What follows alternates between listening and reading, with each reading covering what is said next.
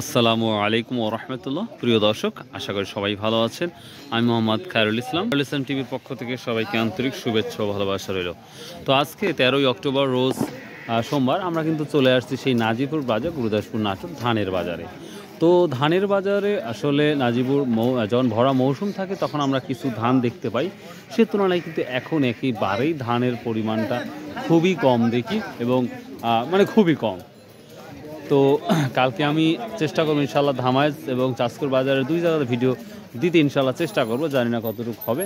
তো দেখি আজকে আমাদের নাজিপুর বাজার ধানের কী অবস্থা। প্রিয় দর্শক, আমি কিন্তু এক হাটে বলেছিলাম যে ধান চাউলের দাম হয়তো বৃদ্ধি পেতে পারে, কিন্তু সেই সম্ভাবনা আর দেখা যাচ্ছে না, কারণ আমাদের ইন্ডিয়া বা অন্য রাষ্ট্র থেকে দেখা যাচ্ছে চাউলের যে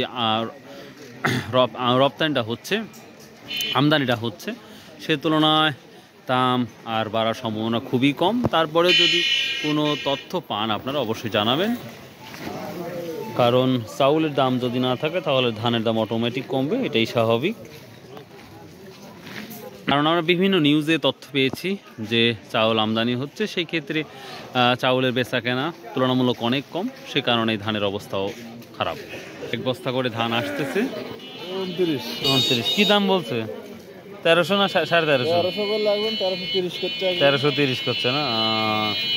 প্রিয় দর্শক, সর্বোচ্চ কম দাম আমরা দেখতে পাচ্ছি তুলনামূলক কিন্তু এই 29 ধানটা, কিন্তু মিনিকেটটা ধানটা কিন্তু যথেষ্ট ভালো যাচ্ছে বাজার। আমরা 1800 মতো দেখছি গতকাল, যেটা চাষকর বাজার দেখেছিলাম আমরা। তো যাই হোক, এই তো অবস্থা। তো আপনি কত ঠিক 13.5? ঠিক দেন না এখনো? ও আচ্ছা ভাই, আচ্ছা ঠিক আছে। বড় ভাই, কি স্লিপ দিলেন আজকে? 29 কত দিলেন? 1320। ও কত বললো? ও বলে নাই, 1330 টাকা না? ও 1330। প্রিয় দর্শক, আসলে 29 ধান ছাড়া আমরা অন্য কোনো ধান, কি ধান বিক্রি করব? ও কত ভাই? 98? 1300? 1270। ও প্রিয় 1090, 1270 টাকা বিক্রি করলো। তো প্রিয় দর্শক, আমরা কিন্তু গতকাল মিনিকেটটা দেখেছিলাম 1800, 1750 এবং রড মিনিকেট 1650 সর্বোচ্চ, এরকম একটা বাজার দেখেছিলাম চাষকর হাটে। তো নাজিপুর হাটে শুধু 2998 ধান ছাড়া কোনো ধান নাই। তো তারপরেও এই ছোট্ট একটা ভিডিও করলাম, যদি ভালো লাগে অবশ্যই চ্যানেলটা সাবস্ক্রাইব করে দেবেন, শেয়ার করে দেবেন। সো বাই, আল্লাহ হাফেজ, আসসালামু আলাইকুম ওয়া রাহমাতুল্লাহ।